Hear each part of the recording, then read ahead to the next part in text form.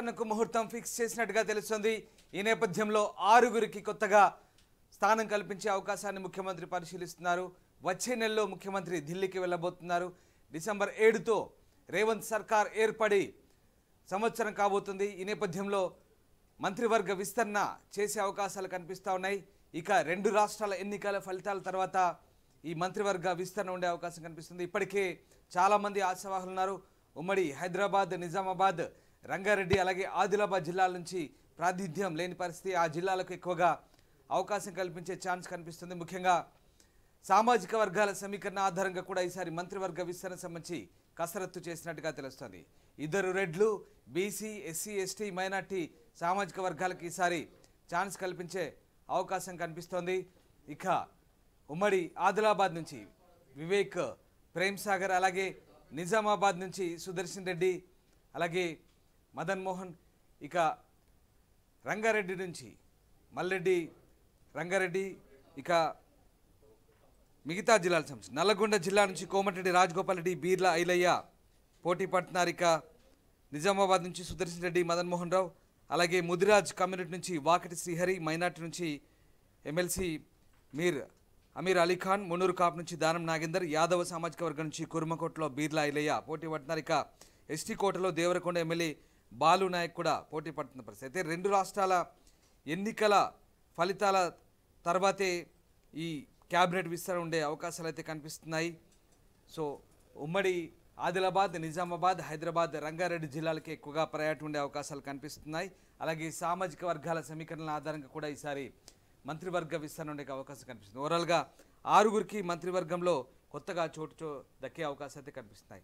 Yes, మా correspondent Ramesh join అవుతున్నారు. రమేష్, మంత్రివర్గ విస్తరణకు కసరత్తు పూర్తయినట్టుగా తెలుస్తోంది. డిసెంబర్ 7న దీనికి ముహూర్తం ఫిక్స్ చేసినట్టుగా తెలుస్తుంది. సో ఏ రకమైనటువంటి కసరత్తు జరిగింది, అలాగే ప్రాతినిధ్యం కొన్ని జిల్లాలకు ప్రాతినిధ్యం లేదు, అలాగే సామాజిక వర్గాల సమీకరణ పరంగా ఎలాంటి ఈక్వేషన్స్ పాటించే అవకాశం ఉంది? ఇప్పటికే వాయిదా పడుకుంటూ వస్తున్నటువంటి మంత్రివర్గ విస్తరణ డిసెంబర్ 7న ఖాయమనే చెప్తున్నటువంటి పరిస్థితి కనిపిస్తుంది. ఎందుకంటే కాంగ్రెస్ పార్టీ అధికారంలోకి వచ్చి కూడా సంవత్సరం కంప్లీట్ అవుతున్నటువంటి సందర్భంలో కూడా డిసెంబర్ 9న కూడా డిసెంబర్ 7న ముహూర్తం ఫిక్స్ అయినట్టుగానే తెలుస్తుందని చెప్పవచ్చు. దసరా నాటికి కూడా కొత్త మంత్రివర్గ విస్తరణ ఉంటుందని భావించడం జరిగింది. ఆ తర్వాత వరుసగా జరుగుతున్నటువంటి పరిణామాలు కానీ జరుగుతున్నటువంటి మహారాష్ట్ర ఎన్నికలు కూడా చూడడం జరిగింది. ఇప్పుడంతా కూడా కొలిక్కి వచ్చినట్టు కూడా తెలుస్తుంది. ముందుగా మనం అనుకున్నటువంటి ప్రకారం ప్రాతినిధ్యం లేని జిల్లాలు ఏదైతే ఉమ్మడి జిల్లాలు ఉన్నాయో, ఉమ్మడి నిజామాబాద్ కానీ అదేవిధంగా ఆదిలాబాద్ కానీ రంగారెడ్డి జిల్లాలో ఎప్పటి నుంచో కూడా అక్కడ ఖచ్చితంగా వచ్చే అవకాశం కనిపిస్తుంది. ఇప్పుడు 6 స్థానాలు ఏదైతే ఉన్నాయో 6గురికి కాబట్టి అందులో 6గురిలో 2 మైనార్టీ ఖచ్చితంగా ఈ 6 స్థానాల్లో చూసినట్లయితే ఇంకొక ప్రధానమైనటువంటి పోటీ మనం అంతా కూడా చూస్తున్నాం. ఆదిలాబాద్ జిల్లా నుంచి అక్కడ వివేక్ కానీ రైట్, ఉమ్మడి ఆదిలాబాద్, రంగారెడ్డి, నిజామాబాద్ అలాగే హైదరాబాద్ జిల్లాలకు ప్రాతినిధ్యం లేని పరిస్థితుల్లో మళ్ళీ ఆ జిల్లాలకు ఎక్కువగా ప్రాధాన్యత ఇచ్చే అవకాశం కనిపిస్తోంది. 2 రాష్ట్రాల ఎన్నికల ఫలితాలు, ముఖ్యంగా ఈ 2 రాష్ట్రాల ఎన్నికల ఫలితాల తర్వాత ఈ మంత్రివర్గ విస్తరణ చేపట్టే అవకాశం కనిపిస్తుంది. జార్ఖండ్, మహారాష్ట్ర ఎన్నికల ఫలితాల తర్వాత మంత్రివర్గ విస్తరణ ఉండే అవకాశం ఉంది. ఎస్ రమేష్, ముఖ్యంగా సామాజిక వర్గాల సమీకరణాల ఆధారంగా కసరత్తు చేసినట్టుగా తెలుస్తుంది, అలాగే జిల్లాల వారిగా కూడా. సో ఎవరెవరు పోటీ పడుతున్నారు? ఆశావాహులు కూడా ఎక్కువ మంది ఉన్నారు. సో ముఖ్యమంత్రి ఎవరి వైపు మొగ్గు చూపే అవకాశం ఉంది? జిల్లాల వారిగా చూసుకున్నట్లయితే మనం ఇందాక చెప్పినట్టు కూడా ముందుగా ఉమ్మడి ఆదిలాబాద్ జిల్లా నుంచి కూడా వివేక్, ప్రేమ్ సాగర్ రావు ఇప్పటి నుంచో కూడా వీరంతా కూడా ఎవరికి ఢిల్లీలో లాబింగ్ చేస్తున్నటువంటి పరిస్థితి అయితే కనిపిస్తుందని చెప్పవచ్చు. సీనియర్ నేతగా ఉన్నటువంటి ప్రేమ్ సాగర్, అదేవిధంగా మనకి ఇంతకు ముందే హైకమాండ్ కూడా గతంలో హామీ ఇచ్చింది, ఖచ్చితంగా మంత్రి ఇస్తానన్న హామీ ఇస్తానని కూడా వివేక్ ఇద్దరు కూడా పోటీ పడుతున్నటువంటి పరిస్థితి కనిపిస్తుంది. ఖచ్చితంగా వారిద్దరిలో ఒకరికి ఛాన్స్ దక్కే అవకాశం కనిపిస్తుంది. ఇక ఉమ్మడి నిజామాబాద్ జిల్లా వచ్చినట్లయితే పెద్ది సుదర్శన్ రెడ్డి, అదేవిధంగా మదన్ మోహన్ రావు ఇద్దరు పోటీ ఉన్నప్పటికీ కూడా పెద్ది సుదర్శన్ రెడ్డి దాదాపుగా ఖాయమైనట్లే తెలుస్తుంది. నిజామాబాద్ జిల్లా నుంచి కూడా పెద్ది సుదర్శన్ రెడ్డికి ఖాయమైనట్టు కూడా తెలుస్తున్నటువంటి. ఇంకా రంగారెడ్డి జిల్లా నుంచి విషయానికి వస్తే రంగారెడ్డి జిల్లాలో ఒక్క కూడా ప్రాతినిధ్యం లేదు కాబట్టి ఖచ్చితంగా రంగారెడ్డి ఆశిస్తున్నటువంటి పరిస్థితి కనిపిస్తుంది. కానీ ఇక్కడే ఒక ట్విస్ట్ అని చెప్పొచ్చు.